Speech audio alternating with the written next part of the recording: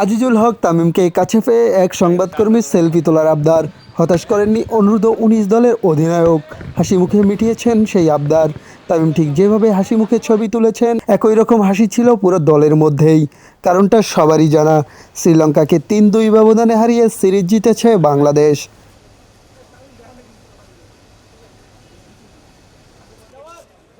ষষ্ঠ ওয়ানডেতে বৃষ্টির কারণে পরিত্যক্ত হয়, আর তাতেই সিরিজ জয় নিশ্চিত হয় টাইগার যুবাদের। শেষ হয়ে যায় শ্রীলঙ্কার সমতা ফেরানোর আশা। অথচ সিরিজের প্রথম ম্যাচটা জিতেছিল খোদ স্বাগতিকরাই।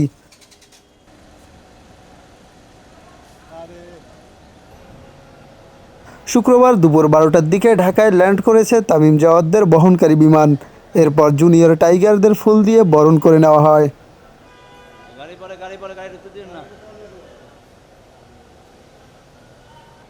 আপাতত অনূর্ধ্ব-19 দলের কোনো খেলা নেই, তাই নিজ নিজ বাসায় ছুটি কাটাতে চলে যাবেন ক্রিকেটাররা। আগামী 20 মে শুরু হবে তাদের অনুশীলন ক্যাম্প।